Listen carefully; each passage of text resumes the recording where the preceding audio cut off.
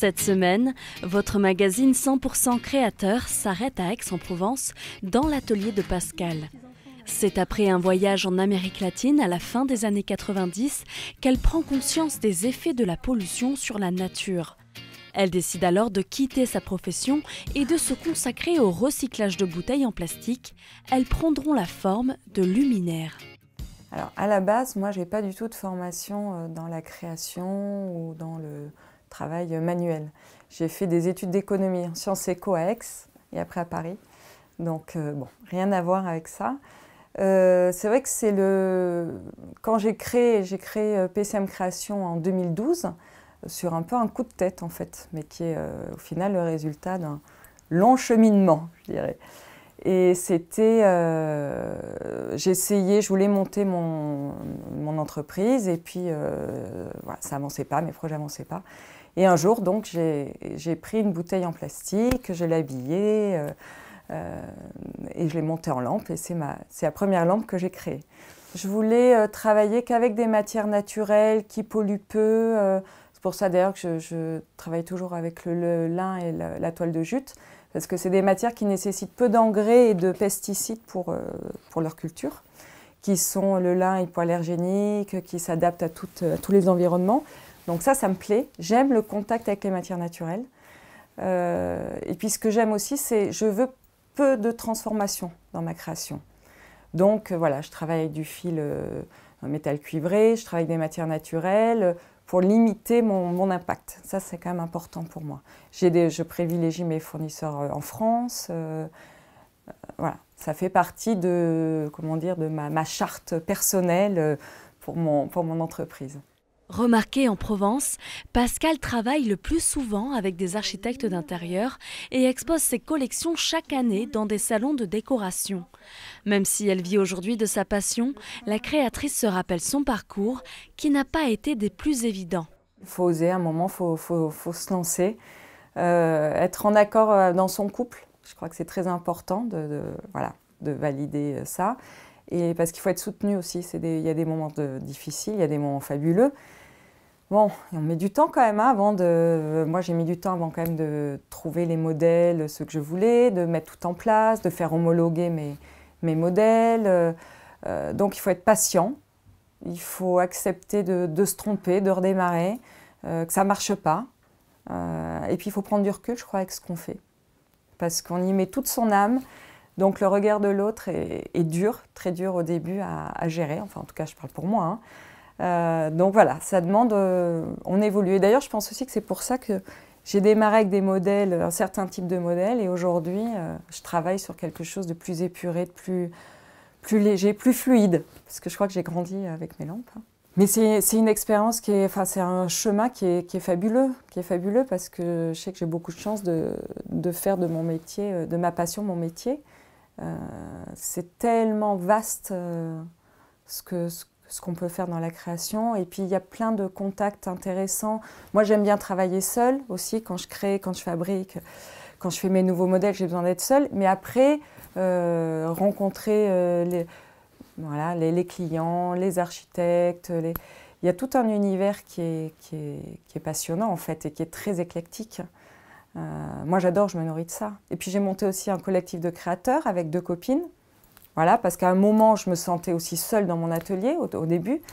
Donc ça permet de pallier ce manque, de rencontrer d'autres créateurs. On a les mêmes problématiques. Donc ça aussi, c'est une expérience super parce qu'on se sent, on recrée une famille professionnelle et c'est important. Depuis ces lampes bonbonnes, les inspirations de Pascale ont fait du chemin. Même si la forme cubique est toujours présente, les lignes se veulent plus épurées et dans l'air du temps. Petit plus, ces lampes ont l'avantage de s'adapter aux envies de chacun. Et on peut les mettre en applique, en suspension ou encore en lampe à poser, et par terre ou sur un meuble. Il suffit pour ça de jouer, de bouger le cordon. Donc on passe le cordon, là il est sur le côté, on le passe comme ça pour le mettre en suspension. Et puis pour le mettre en applique, c'est pareil, on met un petit clou et on fixe la lampe dans tous les sens. C'est ça qui me plaît aussi, c'est qu'elles sont, j'aime bien les appeler itinérantes. Elles s'adaptent à mon humeur, à ce que j'ai envie, ce dont j'ai envie au jour le jour. Donc je travaille directement sur la structure. Ça va être aussi du raffia que je vais nouer sur l'abat-jour. Je travaille avec des fils recyclés. Ça, j'adore. C'est un fil avec un peu de lurex, donc ça lui donne une certaine élasticité, que je lasse, que je tresse sur l'abat-jour. La corde de lin, de coton. Voilà, c'est beaucoup de lassage, tressage et de la couture. Je peins aussi. J'aime bien. Donc, voilà, il y a du lin sur lequel je vais m'amuser à décorer en fonction de mon idée du moment. C'est vrai que c'est un peu au feeling. J'avoue que je travaille, tout ce que je fais, je le fais à l'instinct. Et puis après, voilà, je me renseigne, je vais chercher un petit peu. Je n'ai pas de formation spécifique, à part en électricité, où j'en ai fait pour voilà, être bien homologuée. Mais sinon, c'est au feeling. Je fais comme je ressens. J'imagine ma lampe, le rendu que je veux obtenir au final, et j'y vais. Et pour finir, la fameuse question que l'on pose à tous nos créateurs, comment vous voyez-vous dans 10 ans ? Alors dans 10 ans, je me verrai continuer évidemment mes lampes. Je veux développer aussi le côté textile, parce que je fais aussi des plaids et des coussins. Donc avec du lin ou des vieilles toiles de coton que je récupère et que je peins. Voilà, j'aime bien aussi quand même peindre. Donc ça, je veux le développer. Et puis ce que j'aimerais à terme, c'est revenir sur mes bonbonnes.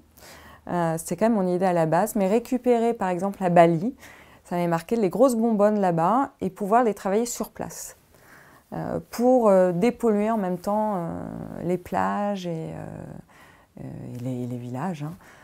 Donc ça, travailler avec des femmes localement, voilà, revenir à mes premières amours, en plus du travail que je fais actuellement, ça a du sens pour moi.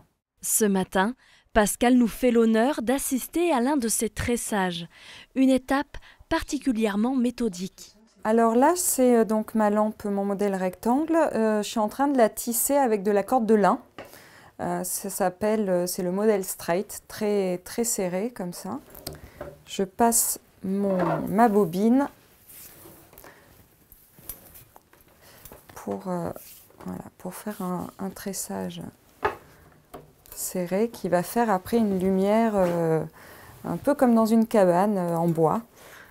J'aime bien quand la lumière se diffuse.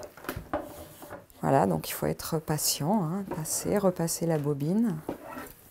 J'avais envie de ce contraste un peu mi-ombre, mi-lumière là, qui se diffuse. Donc il n'y a rien de compliqué, hein. C'est juste voilà, de la patience. Faut bien tirer parce que j'aime bien quand ça fait un rendu après très rectiligne. Et en même temps, on a voilà, les aspérités de la matière naturelle. C'est ça que j'aime bien aussi. Et puis il y a ce contraste entre la structure un peu brillante et puis le mat du lin, de la toile de jute, du raffia, de toutes ces matières naturelles. Ensuite, je vais mettre ma marque. Voilà. Alors ma marque, je prends du lin brut, je prends mon tampon et je tamponne pour avoir mon logo. Et ensuite, je vais le coller sur ma structure.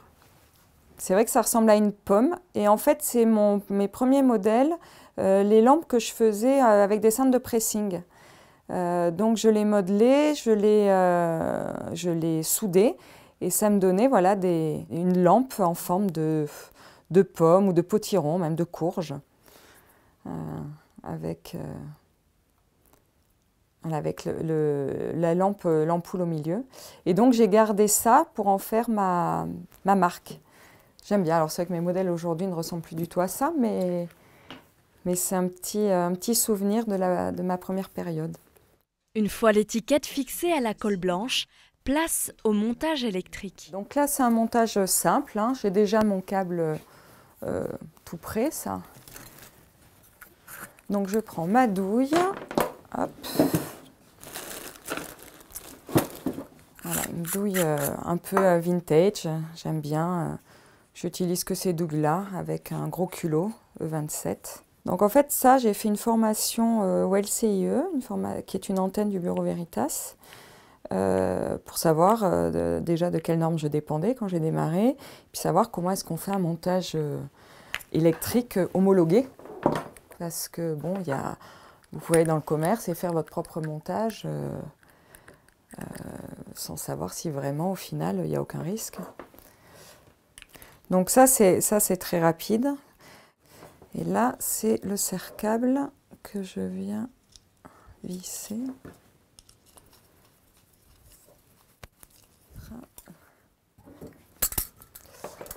Donc voilà, je vais passer mon câble électrique à travers mon laçage.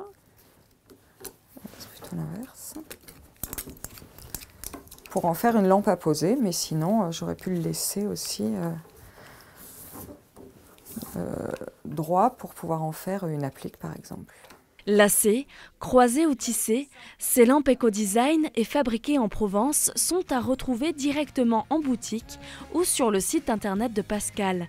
De quoi vous éclairer avec le savoir-faire de la Méditerranée.